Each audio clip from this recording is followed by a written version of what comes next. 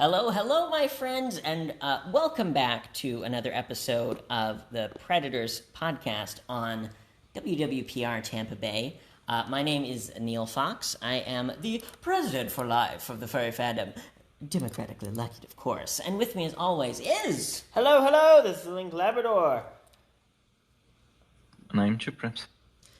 Welcome. So our guest today, like you said, Link Labrador, who our listeners will know as the furry vice president, and then our new guest, who is first time on the program, is Chip Raps. That is your alias, from what I understand, and you are from the country of Poland. Is that right? Yes, exactly. I am also not a furry. Oh, you're not a furry. Interesting. No. Well, that is fascinating. A non-furry in a furry Discord? Okay. And quite a story. Yeah, no. Before we get into the interview about Furry Valley and the quite frankly, cartoonishly evil, in my opinion. Oh yeah. Things that they did in that server. Just to give our listeners a little preview. Pedophilia, i.e., sex with children. Zoophilia, sex with animals. Necrophilia, sex with dead animals. Just the worst things that a human being can do. So before we get into that, Chip, if you could just describe, I'm really curious about this. So you said you're not a furry. So how did you get into a furry server? Again, a server being basically like a big group chat, essentially. So a place where people can come and talk, play games together, talk about their day, talk about their favorite characters, whatever. Generally speaking, people who join these things are already part of what we call the furry fandom. So if you're not, I'm really curious how you found Furry Valley in the first place. It all started with a Furry Valley server on a platform called Telegram. Telegram is just like Discord, but it's just a different way of communication. Sure. Yeah. People may have heard about Telegram on the news because it was actually built by some people from Ukraine. And interestingly enough, it's a really strong free speech platform. So Telegram has basically no moderation. They only take things off of Telegram that are illegal. So things like child pornography, for example. They will take that type of stuff down because they have to operate in the United States. But other than that, they basically allow anything on the platform. And not cryptocurrency scams. Good. I'm glad to hear it. But again, that's the type of thing that it is illegal content, and therefore they don't allow it on the platform. So you were on this platform, Telegram, which is a mobile app, and you found a Furry Valley server on that platform? Exactly. I am using Telegram for my personal computer. Okay, interesting. So what happened? How did you get into the Furry Valley sphere of influence, we'll say? Well, the Furry Valley offers multiple servers, group chats that offer different topics to talk about. Interesting. Okay, The one that I was especially about is the Safe for Work. The group that was basically clean, if I can say that. Sure.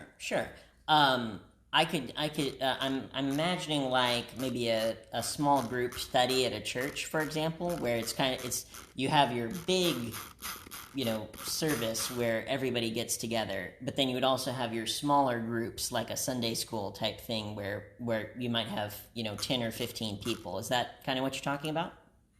I don't know. I was always a loner. Fair enough. So you found this Safe for Work server where people, Safe for Work being just like fully clean pictures. So, No swearing, no pornography, nothing. Got it. So you got into this from a perspective of, I want the only the clean stuff. That's really interesting. Okay, so then what happened? How did you get drawn in? Let's say. I think it's called anecdote. I don't know. Did you ever hear Curiosity killed the cat. Curiosity killed the cat? Yeah, that's fair enough. Yeah, I wanted to research a little bit the furry fandom, so I decided to join the group chat. Interesting. Okay, so you joined the group chat for furries, and then what happened? The owner of the group, SIMBA, has DM'd me. DM is a direct message, private message that nobody else can see, just like a mail. He said, "Hey, Chip Rabs, you've been quite active in the past month and always seem friendly and a good person to be around. Want to give the admin application a go, which then there's access to Google Doc with staff application form."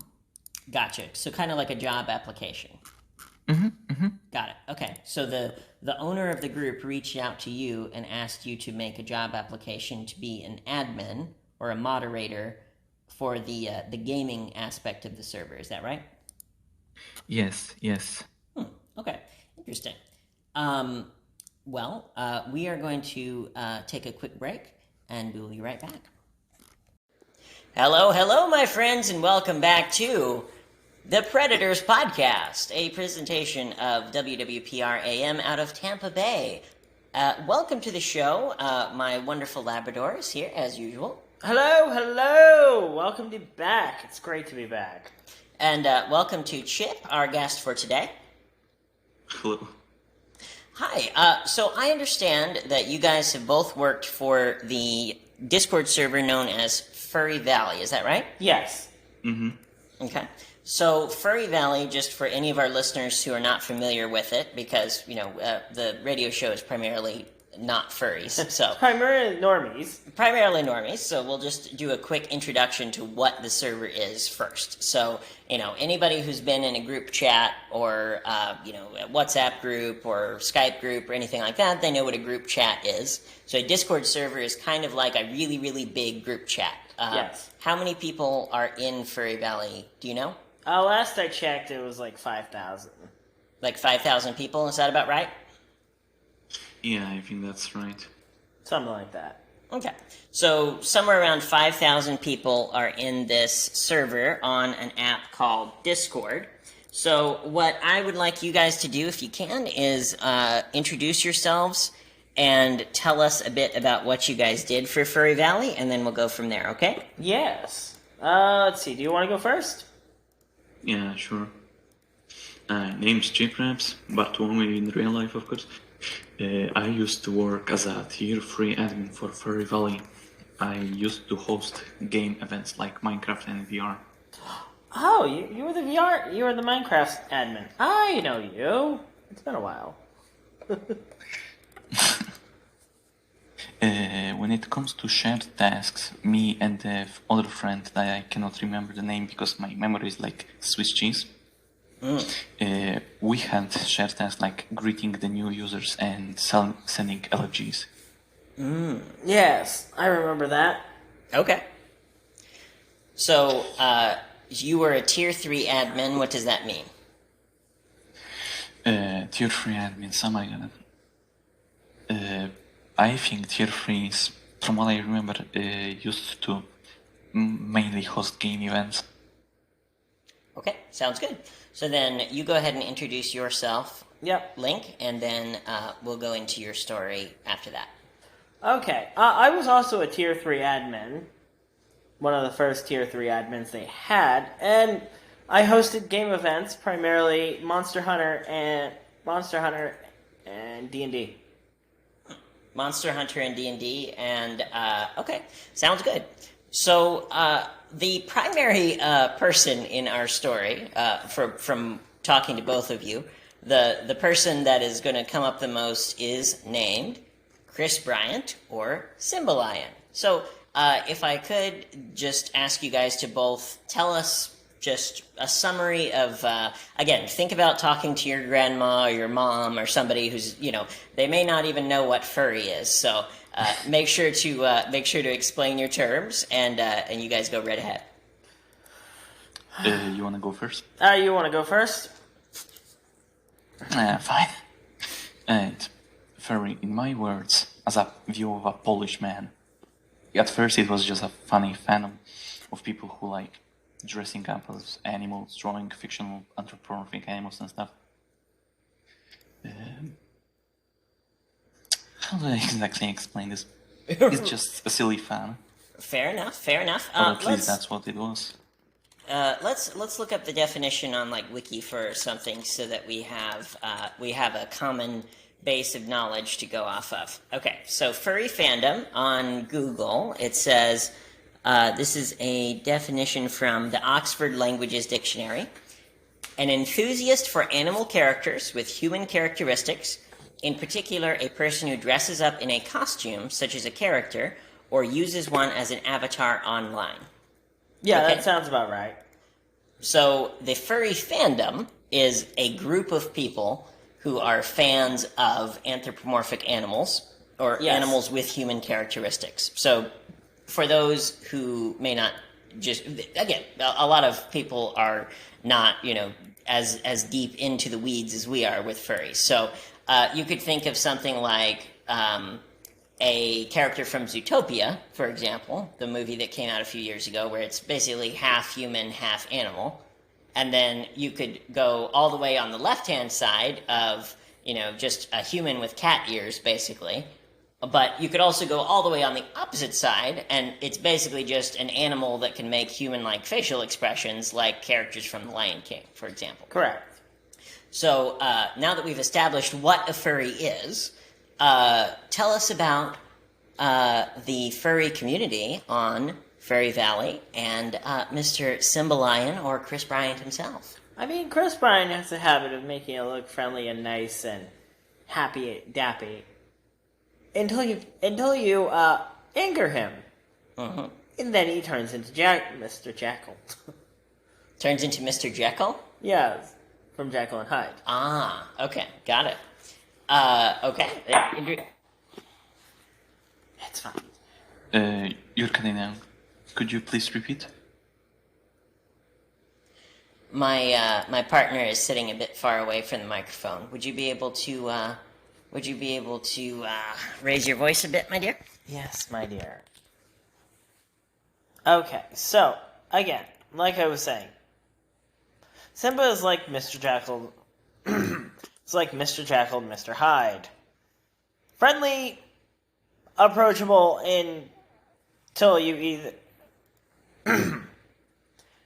Friendly, approachable until you piss him off, basically. Yeah, I remember that. I've turned up the gain on the microphone a bit. Can you hear us better? Okay.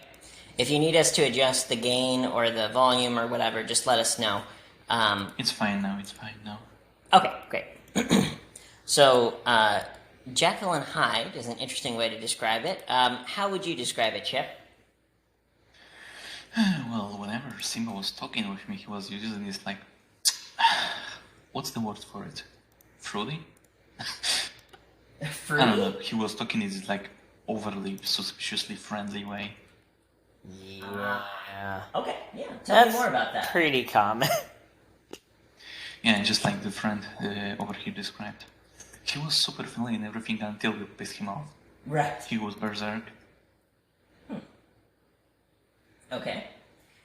So, how would you describe the way that Simba brings people in? Because from what I've heard from, especially talking to Link about it, Yep. the way that he describes it to me is he sees it similar to a cult-like mentality of, there's a couple of different pieces that go together with the way that most cults work. And what you're describing with Jekyll and Hyde is actually very similar to a cult tactic called love bombing. Do you know what that means? I do. I doubt our audience does, though. Right. So love bombing is something that's very common in cults or cult-like groups, where as soon as you join, there's just tons and tons of positive attention from the members of the group, especially the important members of the group. Yes. And so, especially for people who may not have a strong social circle Yep. or may not have strong social skills, it could be the first time or, one of only a few times in their life that they've experienced these kinds of positive affirmation of, we're so glad to have you here. It's not bad to be welcoming to people, but what makes it love bombing is when it is specifically disingenuous, when it's done for a nefarious reason. Correct. Okay, so pass the mic back to Chip. Yep. When it comes, just when you mentioned the love bonding, my start of this adventure thing started when Simba has DM'd me, inviting me, saying that I've been quite active in the past month, quoting, and always seemed friendly and a good person. Marking those words friendly and good, just like you said, trying to be overly friendly. And then said that he asked if I want to give the admin application a go. Then he sent me a Google Docs link. Okay. So he sent you a Google Doc link, and what happened then? I responded to him that I'll take a look later. He responded that super, let me know once you're doing, fill it in good luck, heart emoji. Right. Got it. Okay. Yeah, that's pretty typical. I filled the application. After some time, hold up, let me quickly check the message. Yeah, this conversation started on October 5, and then on October 13th, he responded, hey, just sending a quick message to congratulate you on passing the Furry Valley application. Okay.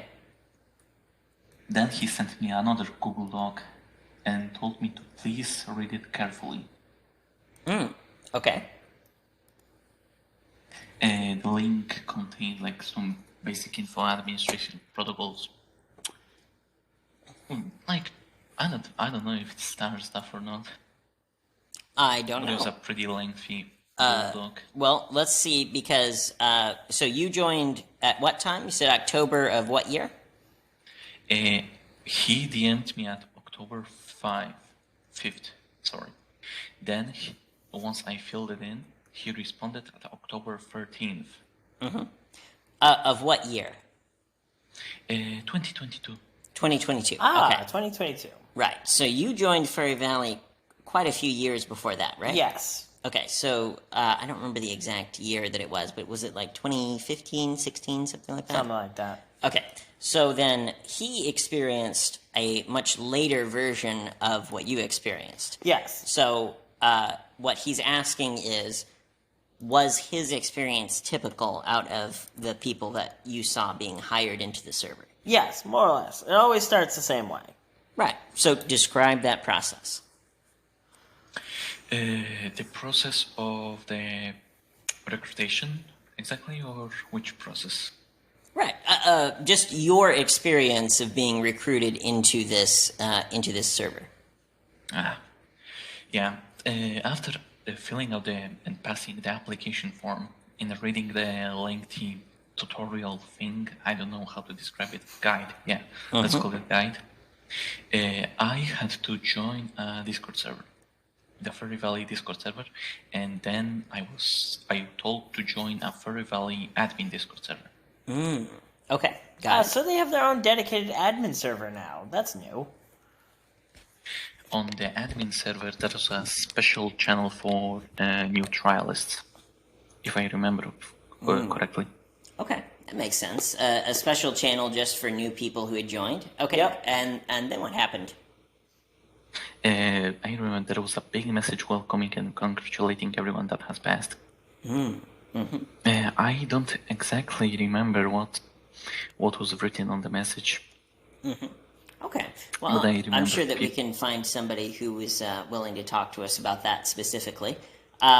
So let's accelerate the story a little bit. So you were contacted, invited to become an admin. You made an application.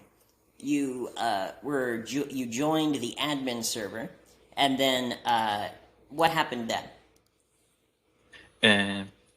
After things I said, all new staff members had to fill out an introduction thing Like some Discord servers have a special channel where new users can introduce themselves, like type of basic things like age, nickname, interests, sorry, and where are they from, for example. I remember on Furry Valley it was the users had to state, or should I say new staff members had to state their age, country of origin, and a general quick hello letter, something like that. That's good. Okay. Well, and my understanding, based on what Link has told me, and I'm curious because you were an admin a couple of years after he was kicked out, so you may have new information that we haven't heard yet. My understanding, based on talking to Link, is that there was a big issue with pedophilia in this server, correct? Yes. Yes. Yeah. Also zoophilia. Right. So I'm curious about that because you're saying that you had to put in your age to be an admin, but my understanding is that you don't have to put in your age to be just a regular user. Is that right? Correct. Correct. Okay. So what type of issues did that cause? For example, I don't know if the friend over here was in the times where underage admins were allowed. I was! Oh, Jesus. It was frequent. Underage admins? Wait, Yes. Tell me about that. Yes, underage. It's just that, underage admins. Go into more detail, please. Turns out there were... Simba was very, very loose about who could be an admin. He didn't generally care if they were underage or not. Right, because you would assume that in a server where you're talking about, adult topics, adult role play, adult... Oh, they had a completely dedicated server for that. Yes. Okay. They have... It's called the After Dark. Okay, we're gonna pause the recording for just a minute, and then we'll come back after a commercial break. And welcome back, everyone. Thank you so much for listening to that shilling of Casper mattresses or whatever we're selling today. And so we are currently talking with Chip and the vice president of the furry fandom, Link Labrador. Yes. Who both have a lot of experience with working with the Furry Valley Discord server. So just to really quick recap for the listeners, Furry Valley is essentially just a really large group chat, something like 5,000 people. Yep. And both Link and Chip have been administrators or moderators for this chat. So, yes. Removing things that are against the rules, bringing new people in, that kind of thing. So I actually brought up something that I think might help us focus our conversation. So here's what I got here. So this is from a website called janjalalich.com, and this is the International Authority on Cults and Coercion. And so what this is it's basically just a list of different cult-like activities. Okay? So not every cult is going to have every single one of these things, but considering the stories that I've heard about Furry Valley, it sounds like Furry Valley basically has all of them plus about 1,000 more. So yes. What we can do to kind of focus our conversation is I'm just going to read off the sentence of this author describing what she would call a cult-like practice. And then you guys tell me your experience of whether or not you experienced something similar. And if you did experience something similar, then just give us an example. So, if it's something like, well, the group is very controlling. And then you would be like, well, yes, Furry Valley is a pretty controlling group. And here's an example of why that is. Okay? Okay. All right. So here's the first characteristic. It is... The group displays an excessively zealous and unquestioning commitment to its leader. Yes. Regards his true. belief system, ideology, and practices as the truth and as law. Yeah, he's... Simba to a T. Right. So tell me about that.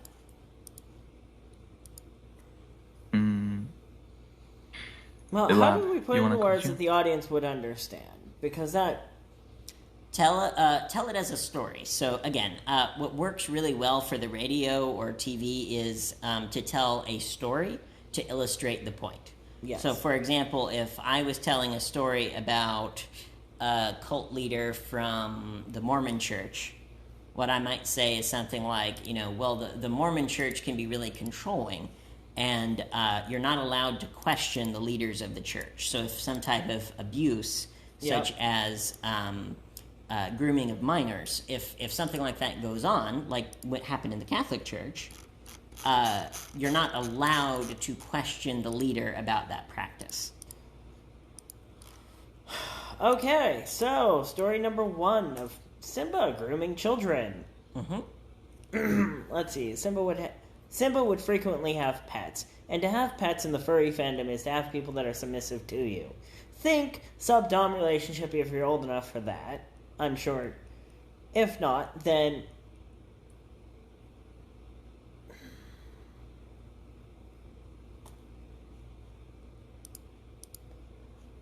If not that, then... I don't know. I've lost track. Go on. Okay. Here, we're gonna start this part of the story over again. So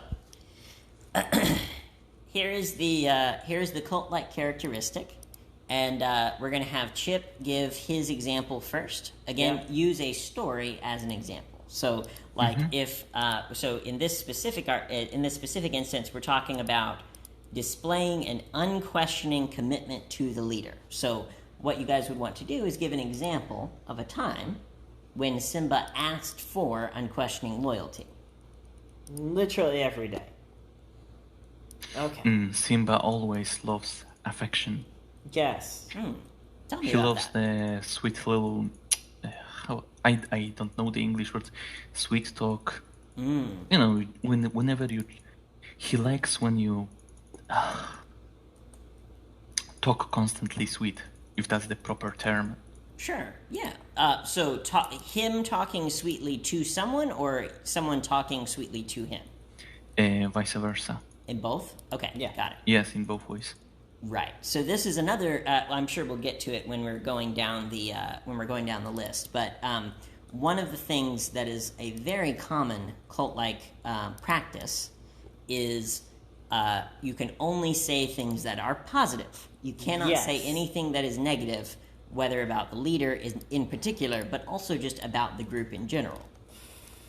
That was pretty big. That was one of the biggest issues Simba had. With Simba had just in general. You ban people on the spot if they didn't talk positive about his precious furry valley. Okay, so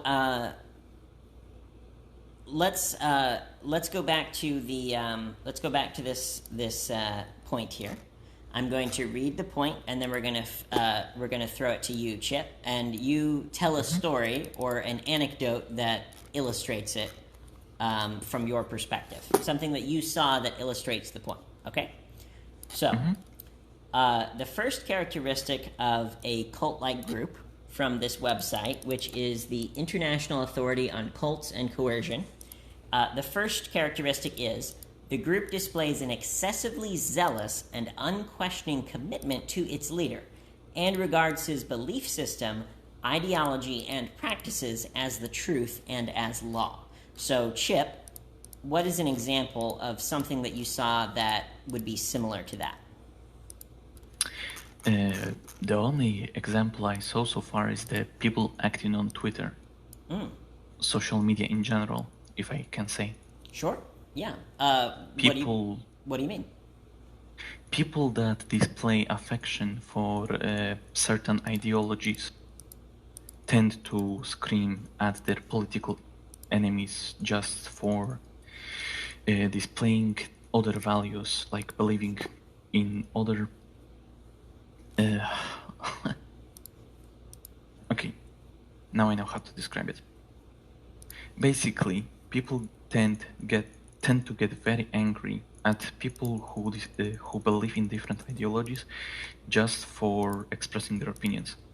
Absolutely. Yeah, that's a very common cult-like mentality of, oh, well, you have a difference of opinion, so you must be wrong. You must be evil to have a difference of opinion. Yes, yes.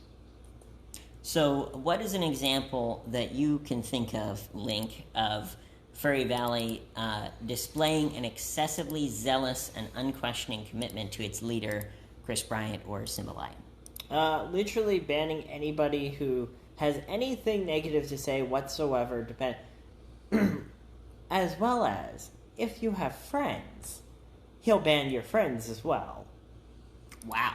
Okay, so that would be an example of a process that many different cults do. That is, for example, in the Jehovah's Witness faith, it's called disfellowshipping.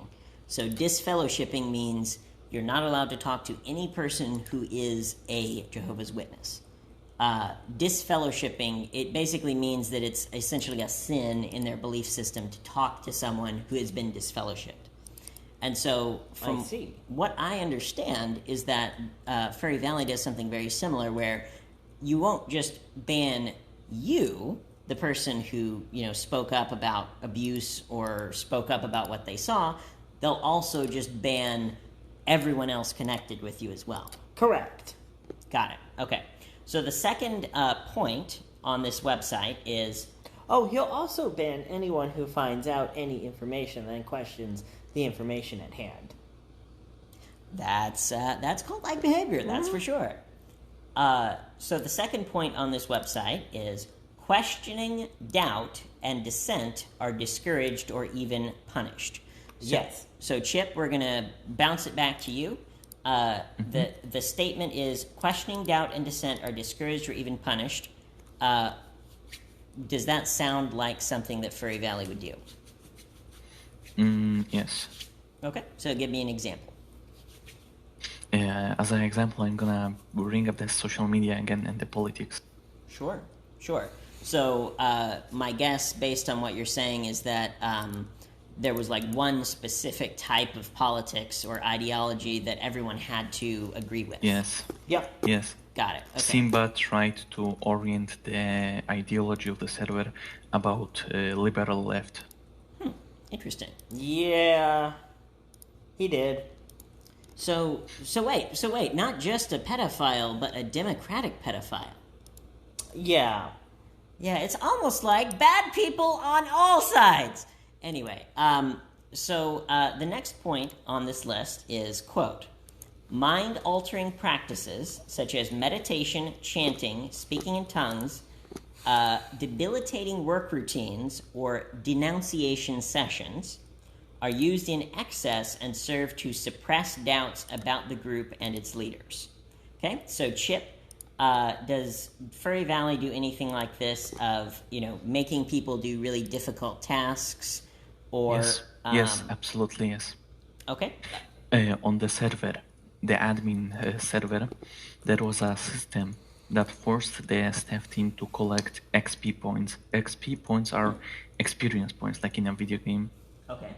The more you do stuff, the more you gain the points. And basically, the admins were forced to send new members invite messages. Okay. Send members to event invites. And in general, committing other, bullshit. Oh, sorry. Basically, if user does not meet the quota of XP required per week, he gets booted out. Wow. Yes. Interesting. Okay, so what you're saying, if I'm not mistaken, is you're saying that each member of the admin team had to do a certain number of invites, a certain number of tasks each week. Yes. Yes, tasks. Interesting. Okay, because that's very similar to Jehovah's Witnesses as well, where to stay in the group, to be a Jehovah's Witness, you have to go out and evangelize for the group basically every day. For Jehovah's Witnesses, it's 5 days a week that you're required to go out and knock on doors or stand on a street corner or whatever. Yeah. And so Makes sense. you're essentially being asked to do the same thing, just in a digital space rather than a physical street corner. Correct. Yeah, yes, but instead of knocking on people's doors, evangelizing them, you invite them to a video game event. Basically, yes. Yes.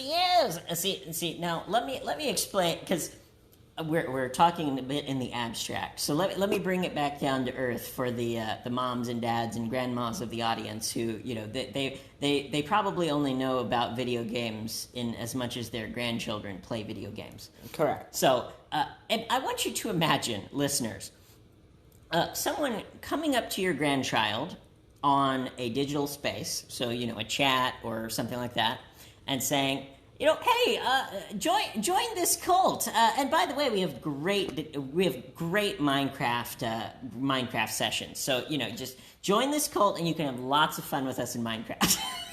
That's basically how it worked. Wow. Okay. Join the cult. Join the cult. We have cookies.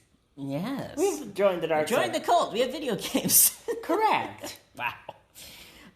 Okay, so then the next point on this website is the leadership dictates, sometimes in great detail, how members should act, think, and feel. Yes. For example, members must get permission to date, change jobs, or marry. Leaders prescribe what to wear, where to live, whether to have children, how to discipline children, and so forth. Okay, so this is more talking about a religion specifically. Yeah. So let's put that in a context of like a Discord server. What they're talking about is which Discord servers you can go in, whose friends can you have in these Discord servers. Right. So it's not so much it's not dictation of like, oh, well, you have to wear this specific Purple. type of shirt or this specific color, but you have to act in a way that reflects well on the group. Correct. Got it. Okay. The next one, I think I already know that you guys are going to agree with this one. So, but let's go through it. So this one is specifically for the admins. I think it says the group is elitist, claiming to be special, have an exalted status, its leader, and its members. Does that sound like something that you experienced? Yep. So give me an example, Chip. About the elitism. People in the staff Discord usually, like, we're talking always, as you mentioned earlier, very friendly. They were like constantly complaining about normal users doing this, doing that. Breaking this rule, breaking that rule. Constantly nagging about Did they ever write the rules reasons. down? They always felt this like superiority. I also noticed that among the hierarchy, Yep. basically the admins were having tiers like CEO, co-CEO. I don't know the English words. They were like, it was a pyramid of power, just like in a normal job. Right. Yeah, again, very common. So what these groups are called specifically is called high control groups. So you go and you go to some churches, for example, and they're very low control groups. So they might have a potluck on Saturday, and they might say, well, bring some food for the potluck if you can. That's a low control group. Boy Scouts is another step up from that. So Boy Scouts it depends on the scout leader, but generally speaking, it's like a mid control group. Yes. Of you're expected to dress a certain way, but they're not gonna excommunicate you and throw you out and make you destitute if you don't do it. Whereas a high control group, which would be something like Jehovah's Witnesses, Mormons, these types of things, they will often control every part of your life. Not just, when you're in the church, but they'll say, you have to dedicate more and more time and money and resources to the group. Yes. So let's see. The next point on this website is the group has a polarized, us versus them mentality, which may cause conflict with the wider society. Yep. That sounds about right. Okay.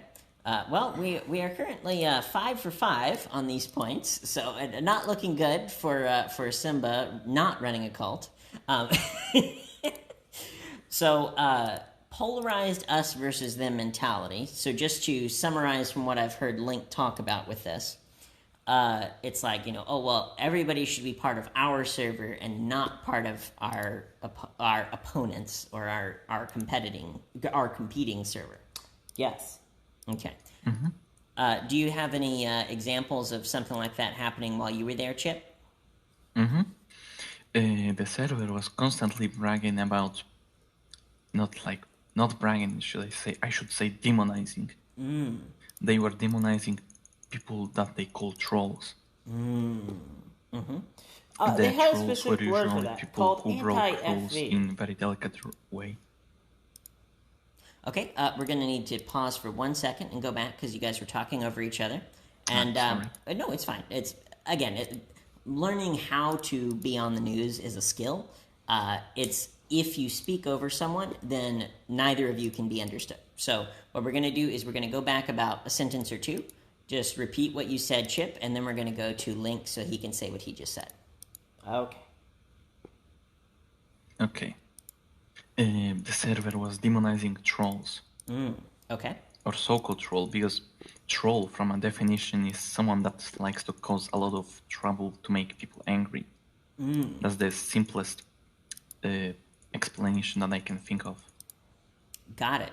So for someone who isn't familiar with online trolling, you could think of this as a provocateur, a person who says things to make other people angry on purpose. And so, Yes. now, of course, with just about any online community, you're going to have people come in and troll or, say, oh, I hate you, oh, you're the worst, whatever. But what I'm understanding you to say, Chip, is that the server is using the word troll to describe just anyone who is against the group. Is that right? Yes. Got it. Okay. So now let's pass it over to Link, and I know you have been waiting on pins and needles to be able to speak, so go right ahead. There's a very specific word Simba came up with called anti-FV for anyone who is against Furry Valley. Got it. Okay. Anti-FV. Is that something that was still being used when you were there, Chip? I didn't hear the term. Interesting. Okay. Do you remember any specific terms that were used to describe, like, oh, those are the bad people. Those are the, those are the The malcontents. Yes. Usually, it was the word trolls. Got because it. the troll is imagined always by everyone on the internet as the bad guys. Interesting. Okay. Well, we are going to take another quick commercial break, and we'll be right back. All right, welcome back, my friends, to the Predators podcast on WWPR Tampa Bay. My name is Neil Fox, and just to recap real quick what we were just talking about in the previous segment, we were going through a list of cult-like behaviors on the International Authority of Cults and Coercion, and seeing how they fit in with a group online called Furry Valley. So again, Furry Valley is basically like a big group chat where there's somewhere around 5,000 people that will play games together, do voice chats, do text chats, that kind of thing. And so let's continue, and let's go on to the next point on the list. The leader introduces feelings of shame and or guilt in order to influence and control members. Often this is done through peer pressure and subtle forms of persuasion. So, Chip, does that sound like something that Furry Valley would do? The persuasion. Members were often offered with a possibility to get promoted. Got They it. were with the amount of EXP, as I said earlier, XP being experience points gathered as in a video game for doing certain tasks. Got it. The staff members were offered advances from let's say tier 2 to tier 3, etc., etc. Okay. Well, yeah. I mean, this is again just textbook cult-like mentality of oh well, yes, you're a level 1 now, but if you put more money and time and effort into the group, then you can become a level 1A. Yes. Well, that's the thing. That's one of the biggest things is I was one of the first level 3 admins they ever had. Got when it. they revised the system. Okay, interesting. Well then, let's see what the next point on the list is, and we'll see how that tracks with your experience. So the next one is subservience to the leader or group. Subservience, since our friend here is from Poland. Subservience being under the authority of.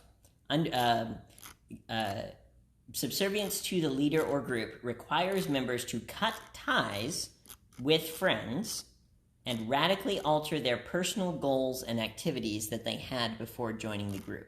Now, Chip, does that sound like Furry Valley to you? Okay, give me an example. The game event admins had to perform these events on certain hours. There was a Google Excel spreadsheet or whatever it is called. I don't know the proper name. And there were certain hours pointed out. And this admin had to host an event in this and this game. Okay. An event as into a little party, a meetup. The activities were really varied. Interesting. Okay. For me, the hours of events were always in, how to say it, not so great time.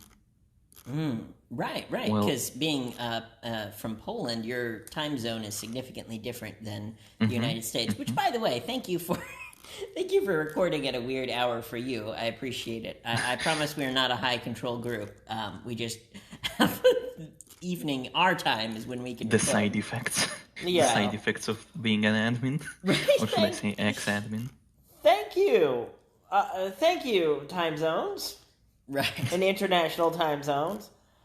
For myself, working with the international time zones with events was the worst. I bet. Well, I know you already agree with this next point from this website. It says, the group is preoccupied with bringing in new members. Yes! Yeah, They've that was tried kinda many obvious. different ways to do it.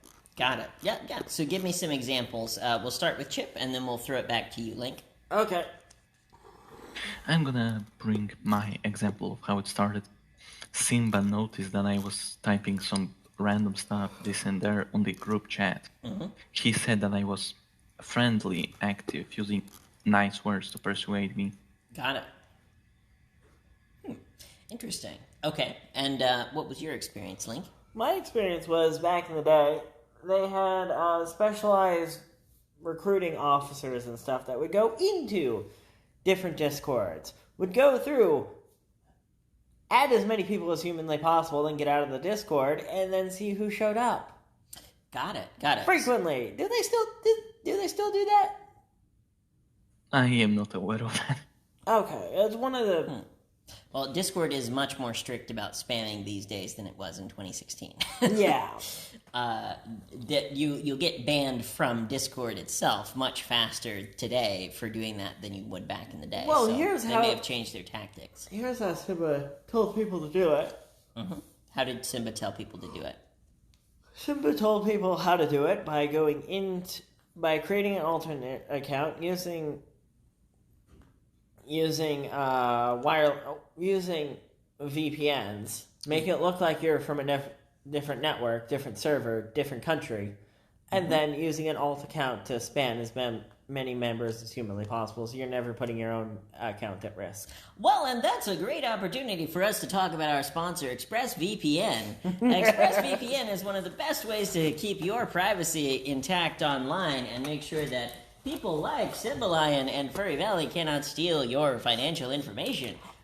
For a VPN is a virtual private network, which basically makes it look like your device or your computer is in a different place than you actually are. And this is perfectly legal to do, and it's a way to protect your privacy. And you can check out all of our referral links are on our website, which is fox2028.com. All right, so thank you very much for letting me shill that for a moment, and great segue, by the way. I love when you do product integration. Well done. Next. Tak było, nie zmyślam. Next, it says, the group is preoccupied with making money. Chip, is that something that you observed? Preoccupied with making money? I am not sure. The one thing I am sure about that Simba is into findom. Findom standing as financial domination. Financial domination is a kink, fetish, I don't know the proper name, where basically one of the partners has domination over one's money. Now, I think that's the simplest way to describe it. This is something that was new to me just a couple of years ago. So let me describe it in a simple way for the listeners, and then what we're going to do is go over to you, Link, and you tell about your experience observing Simba or Chris Bryant doing this findom with people. Okay, yeah. So like you said, financial domination is a kink or a fetish where essentially a person gives up control of their finances to another person. So it's kind of weird to wrap your head around the first time you hear about it, because you're like, how is that something that would be sexual? That doesn't make any sense. But then you find out more about it, and for some people that's just what works for them, and it's weird.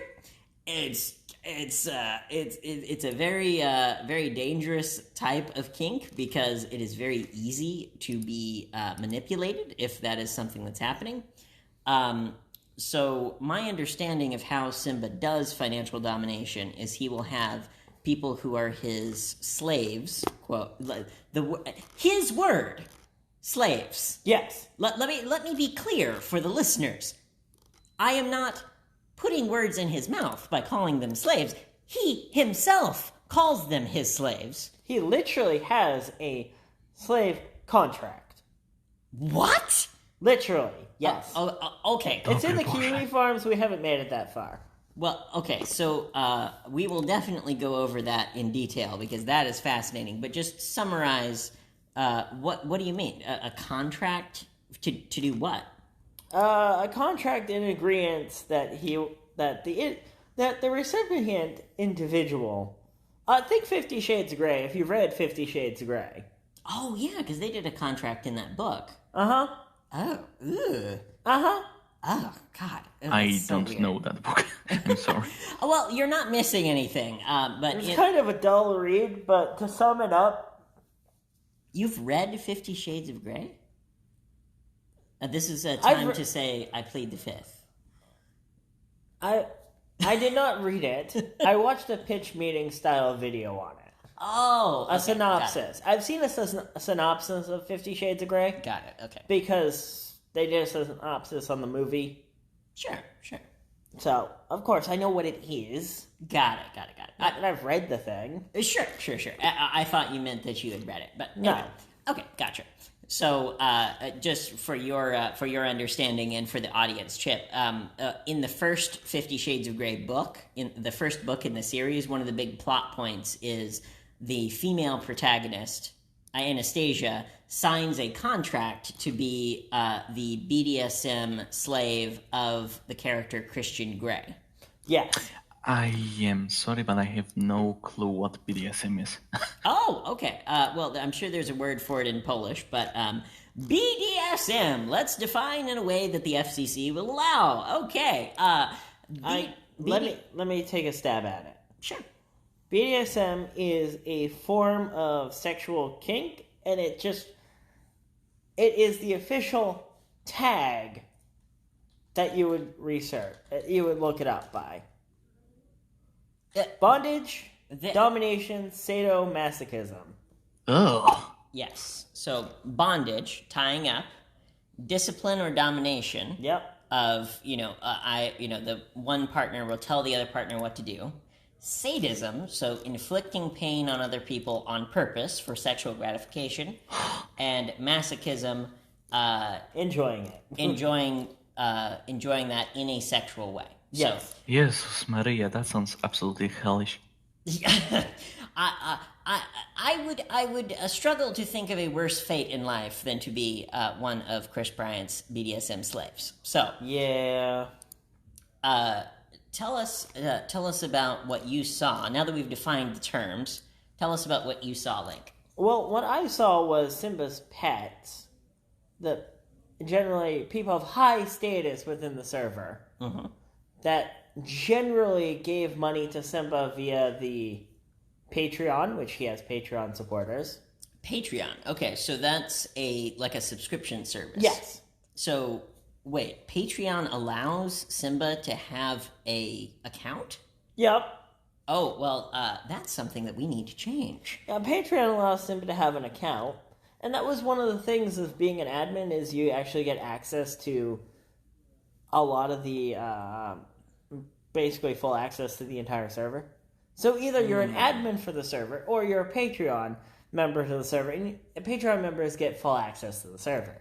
Got it. Okay, so let me just recap for the listeners to make sure, and I want to make sure I'm on the same page as well. So my understanding of what you're saying is they're charging money to people in exchange for status and influence in the server. Yes. Okay, got it. How much did they charge? Do you remember? I can't remember exactly how much it was. I know most 10 or 20, I think. $10 or $20 a month. Yeah. Okay. Well, what we will do is we will before our next episode on Furry Valley, what we'll do is we will try to find this website on Patreon. This profile. I think I on already Patreon. found it. You think you did? Okay. Well, go ahead and link that to me if you can. Just link that to me in a private message, and I'll pull that up so we can take a look. Okay. Yes. Because I would be very happy to go and talk to the delightfully responsive support staff at Patreon and let them know that one of the pages on their website is supporting a known child predator and sexual predator to animals. I'm pretty sure they would want to delete that from their website. I think so. Okay, so we have $7.50 a month is what it says. Oh, furry... Sorry, this is really funny. It says, Furry Valley Guardian! Yes, that's the term. $7.50 a month. Access... here, I'm gonna... this is a freebie for you, Simba. Okay, normally I charge for doing voiceover, but you can... I'll tell you what. We release all of our podcasts into the public domain, so I can't stop you from using this audio if you want. Okay, here we go. Access to the Furry Valley Guardian section, including bonus perk store. Donate over $7.50 to get cookies used in the Furry Valley Guardian bonus perk store. 1 cookie per $1 extra. What? Oh, scroll down. Is that the old... wow, they haven't even updated it. Their lion's fat now. Oh yeah, they changed that at some point between... She's fat? Yeah. Maybe he should eat a salad. I still have some of the old artwork, some of the original artwork. I had friends in the art department. I need you to send that to me so I can use them for thumbnails. Okay. So this is the description of Furry Valley from this website. I think this will be an entertaining read. And again, Simba, we release this audio into the public domain. So if you would like to use this for your own radio ads, we do offer ads on our show. So you are more than welcome. I will happily take your money to advertise Furry Valley on our show. Right? Yes, we'll take your money. We'll even do an introductory rate for you. $100 for a spot on the show, which is lower than our normal price, but we'll do an introductory rate for you. Okay. For you guys, $100. You can start there. So here's what we got. The absolute core priority of Furry Valley is to provide a real, loving, long-term home and family for furries and fur friends. There are some wonderful people in the fandom who have no one who truly cares about them in the real world. This kind of isolation is tragic, and we're putting a stop to it. Oh yes, join my cult and you won't be lonely anymore. Oh, yes. Oh, and if you hear about this and then you ask us what's going on, you're going to get banned. So if you question the group in any way, then it doesn't matter how lonely you are. It's time for you to get the fuck out. Uh-huh. Got it. Loneliness and depression kill. We are a lifeline to many, as shown by the fact that several of our members have spent half their lives with us. Why would you advertise that? I mean, some of the members have been there a very long time. Most of them are completely indoctrinated. They sit around, they sit in their gilded cage, and they're subservient to Simba. Yeah.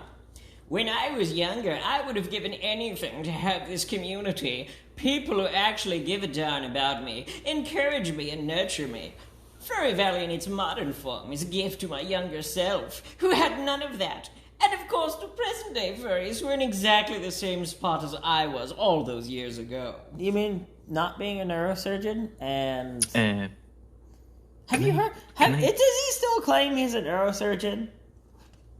I don't think so, but I just want to point out one thing. How he's using the story of him being younger to make up like a bond with the person reading it. Like let's say we have a young loner. Mm-hmm. He's trying to resonate on his levels. Right. Well, and you mentioned that you felt lonely at the time when you were recruited, right? But I always was a loner. I feel happy alone. Right. Got it. But that's just a thing of schizophrenia. You don't have to worry. I just kind of wandered in one day and said, this is kind of cool, kind of neat. Mm-hmm. We began as a small gathering of furries in the online game RuneScape in 2005. Wow, I didn't know that. That's fascinating. As time has passed, we have grown into a thriving furry social community with over 30,000 members. Oh, inflating your membership numbers, that's a classic cult tactic. True. Well, but because they have about 5,000 members, according to their own post. Lower down the page. Well, 5,000 on the Discord, plus how many on the different, plus adding it all, doing some funny accounting, adding it all together with the telegrams and everything. Yeah, you probably have 30,000 if you have 5,000 each of the telegram channels. Got it. That are all the same people. But hey, 30,000. We have around 40 events per week, with 150 active staff members supporting our efforts with their amazing, selfless work. Yeah, this hasn't been updated in a while. At our size, costs are rising. No, it's not. It's a free mobile app. What costs? Simba's caviar budget? What? Simba, please! I would love for you. He needs a salad. Salad, that's what he needs. Well, here's what they spend their money on. Okay. They spend their money on the bot. The bot being? Kiros. The bot's name. The bot's name is Kiro? I think so. I would be shocked if that's yes. Now I remember. Okay. The Furry Valley has a universal automation bot. Yes. Bot as a programmable. It's a program, but for a Discord server, for a group. Okay. You can tell it to play music, remind you of tasks, and etc. Play music. And basically, play music, give out XP, spy on people, harvest loads of private DMs from screaming into the void, getting tons of blackmail on people. Whoa.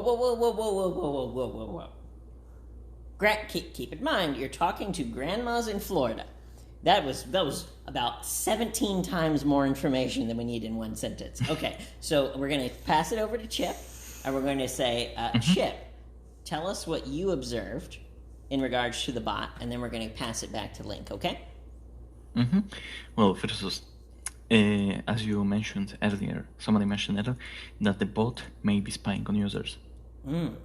Right, so... You may be thinking, because I have schizophrenia, no, that's true. Oh no, the bot is spying on users. There is a channel called Screaming into the Void. Screaming into the Void, go there. You can type whatever you want. You can scream out, like in quotation marks, scream, because you cannot scream on text. You type out your angers, your frustrations, basically anything, even private information like your social security number, let's say, for example. I don't know what they use in America. Got it. And whatever you type there disappears, like in a void. Okay. Or it gets directly routed to Simba's personal DMs. What? Yes, everything is redirected to the owner's direct messages. Basically gathering data. I got bored one day on an alt account, so I decided to just go in and just started posting the most vile anti Furry Valley content ever. Got it. And then I got a personal DM from Simba saying, "Cut the shit out." Wow. And they got banned. Jesus. Okay, so let me just because I understand, I think, what you're saying, but let me just recap to make sure that because this is so insane to me that this would be the case. Okay, so let me just put this in a real world context. Okay. Yep. So we're going to imagine that there is a complaint box that, supposedly the complaints are completely private. Okay, so like an HR complaint, for example, would be an example of this in the real world, where legally and ethically, a company is supposed to keep your information private, especially if you have a grievance against someone else. So, hypothetically speaking, okay, if a person goes to their HR supervisor and they say, I'm really upset that my boss said this. Yes. HR in an ethical company, in a company complying with the law, they would say, we'll keep this completely private, and of course we won't punish you for speaking about the things that are upsetting to you. Correct. So what you're saying is, in the hypothetical corporation of Furry Valley, the HR department is basically just a complaint box that goes directly to the CEO so he can punish people who make a complaint. Correct. Wow. Or you can use it as emotional blackmail. Wow. I don't know which is worse. That is wildly unethical and possibly illegal. True. Wow. Okay. That is fascinating. So let's read the rest of this post because this is just it's like having a delicious piece of cake, and I'm just eating it. It's just pure sugar. It gives me so much joy. Okay. At our size, costs are rising. And so, for the first time since our inception 15 years ago, we are asking for financial help to ensure we can continue to bring you amazing things into the future. Thank you for sharing our journey. Simba, leader of Furry Valley. Oh, yeah. So he's admitting that he wrote this himself. Good to know.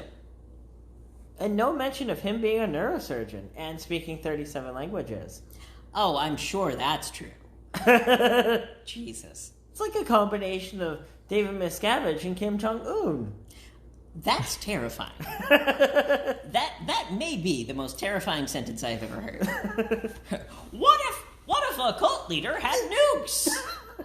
I don't. Are like you that sure mental image. Scientology doesn't have nukes somewhere? I certainly hope They not. probably do. I certainly hope not.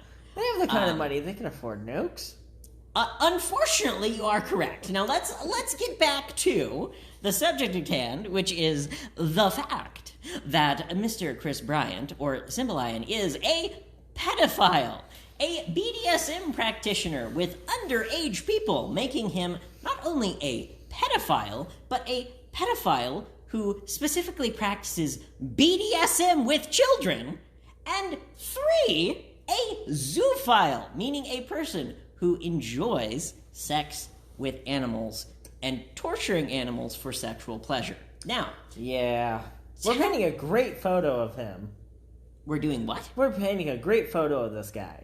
Well, we're just telling the accurate facts. I know. And see, here's the thing. I keep coming back to this point because it's important, but the thing is that this story is so wild. This story is so absurd. Yep. That if you just gave somebody the link to all of these different articles and stuff that have been written about Furry Valley, my mom would just go, "Oh, this cannot possibly be true. No one could be this cartoonishly villainous." But this is real. Yes. Chip, you've been quiet for a bit. What do you have to say? I wanted to mention the rising costs. Basically, Discord bots have to be hosted on an external service. Ah, okay. So that's... They are not powered by the Discord's main servers. Got You it. have to have your own machine that runs the thing 24/7. Yes. The other thing that they spend money on is the Minecraft server. Spend money on the Minecraft server and hosting the server to host the bot that provides the XP and the stuff like... Okay, got it. That's where most of their costs go to.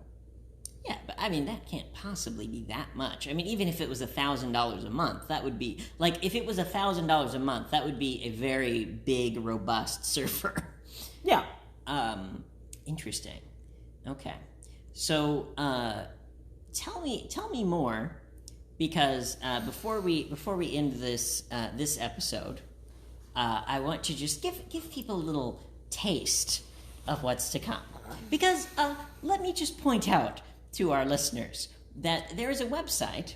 Now, I do not recommend that you go to this website. I'm providing a journalistic service to the nation. This website is called Kiwi Farms, and this website is where people go to document the misdeeds of bad people. Yes. Okay? Now, it is, now, to be fair, if any of our listeners have heard of Kiwi Farms, it is probably in the same sentence as abuse, because sometimes Kiwi Farms is used to harass and bully people. Yes. Now, I would argue, in my opinion, that let's just say harassing, quote unquote, not harassing is the wrong word. Exposing the crimes of Mr. Chris Bryant or SIMBA LION is not bullying and harassment, but rather trying to prevent bullying and harassment from him to his largely minors in his server. Yeah. So, but again, before we end this episode, let's just give people a little preview.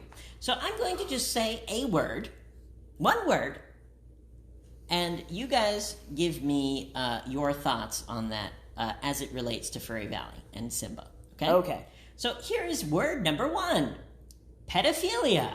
And we're going to pass the mic off to you, Chip. Degenerates like this belong on a cross. Yeah. No kidding. So what kind of pedophilic acts did you want to expose about Furry Valley, my friend? Well, the After Dark server as the not safe for work part of the server, where pornography and all kinds of nasty stuff is allowed. It wasn't like much moderated. Got it. It basically worked like your basic Pornhub question, are you over 18? You just click OK and you enter. It's basically the same, but instead of clicking OK, you click on a little button with a reaction to verify yourself that you're a real user. Yeah. Got it. Okay. And what did you see, Link? The same thing. I was a moderator on the After Dark, Okay. and I personally removed close to 100 children. Wow. So let me see if I'm understanding this correctly. Okay. Yes. So, again, let's put it in a real world context for our listeners, because I want people to understand how serious this is. Okay. So I want you to imagine a pornographic theater. Okay, a theater where pornographic films are shown on the screen. Yes. Okay, so to enter a pornographic theater in the real world, you have to show your ID. You have to prove that you have the legal right to be there. And, you know, if adults want to watch pornographic films, that is their right. People will be people. That's fine. But I want you to imagine a pornographic theater in your hometown. Yeah. Where a, let's say, 10-year-old child could just walk up to the door of the theater and tell the person who is checking IDs, let's say they hold up a crayon drawing that says, "I am 18, please let me see the pornography." And the person just says, "Oh, well, sounds like you're 18, come right on in." Correct. Got it. Okay. Yikes. Okay, so I'm going to say another word, and Chip, I just want you to react as it, as it relates to Furry Valley specifically, okay? Mm-hmm. Okay, the word of the day is zoophilia. Go. Ugh, fuck. I feel the same way. People like this will burn in hell. Yeah. We're working on it. So, you've mentioned to me that you observed Simba being a zoophile, but I never got any details on that from you. So just tell me what you saw, and I know this is one of the reasons why you left. So just tell me the story as you remember it. Well, Well, of Simba being a zoophile, not specifically him. I wanted to mention that many people on the staff team were zoophiles. yes. Oh my God. Simba enabled zoophilia Through got it. through medium Yeah, of the different Telegram groups that he was privately a part of. Got it. I managed to break into a couple of them, and I didn't grab any screenshots because it's highly illegal shit. And he would brag about it. He'd brag about it in public. Brag about what? He'd brag about all the sexual relationships he had and the dogs that he molested. Jesus.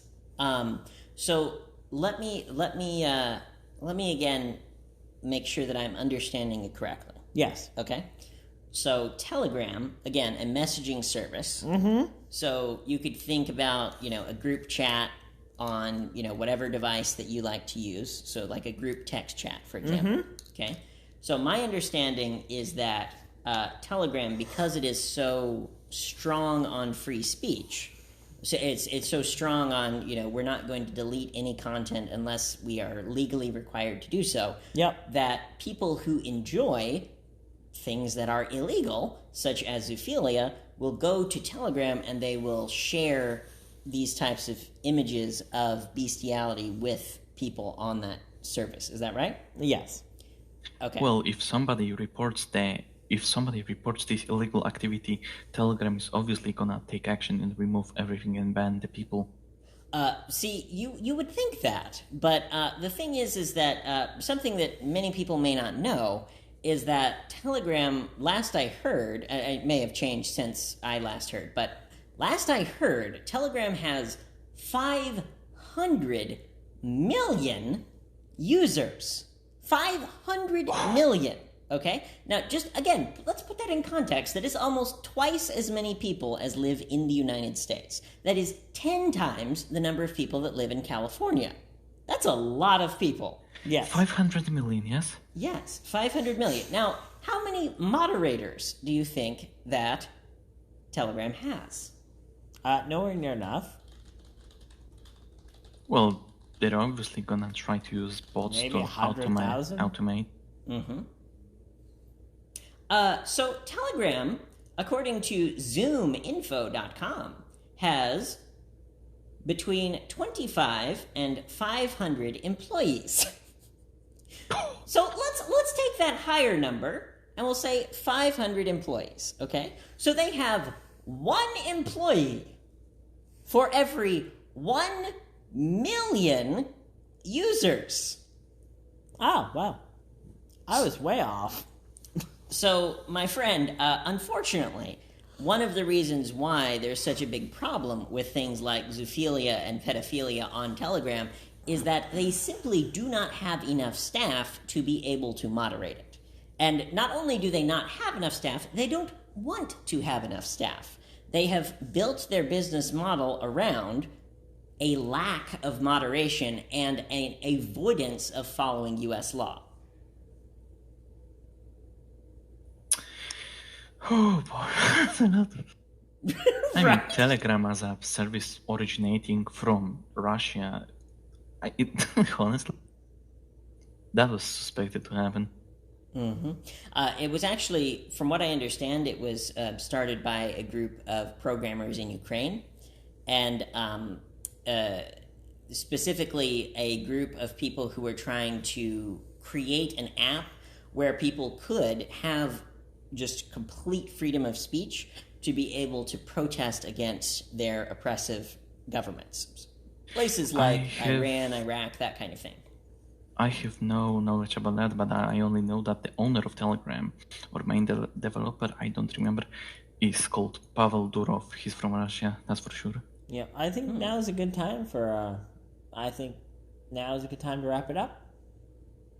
Sounds good. Okay, so let's just say to our listeners that we have barely even scratched the surface of Furry Valley. So keep in mind, according to this, that they started the group in 2005. Yes. 2005, which means that this group has existed for 18 years. That's a lot of history. That's a lot of history. That's a lot of time for a lot of people to be abused. So we are going to cover it in detail, and we greatly appreciate you stopping by our little corner of the radio program space to join us for our program today. So let's go ahead and tell where people can find us on the internet, and we will sign off for tonight. So, my name is Neil Fox. I am your furry president for life, democratically elected, of course, and you can find all the information about me and my run for the presidency of the United States at fox2028.com. All right, outro us. Welcome.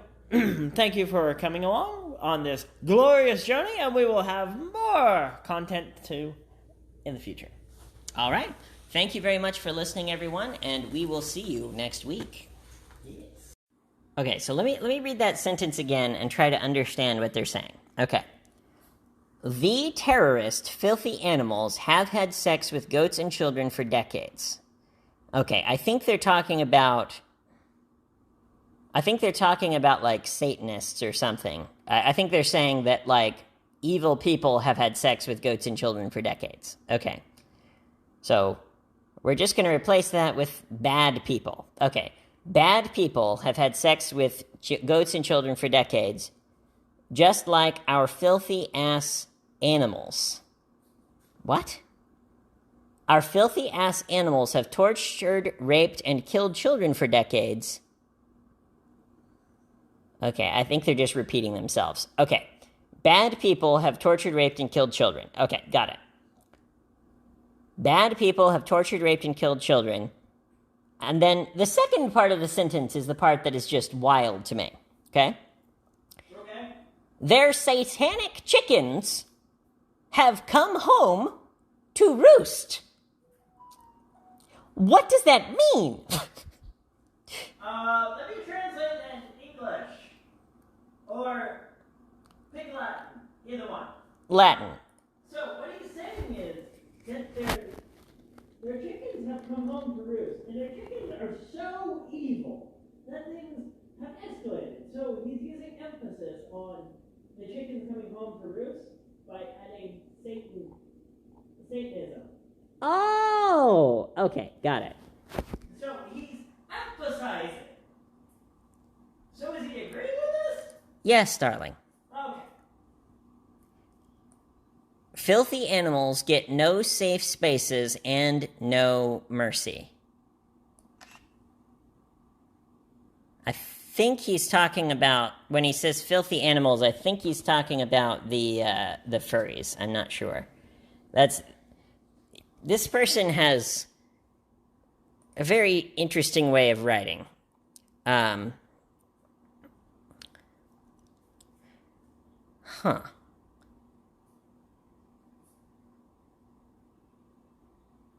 Wow, that is really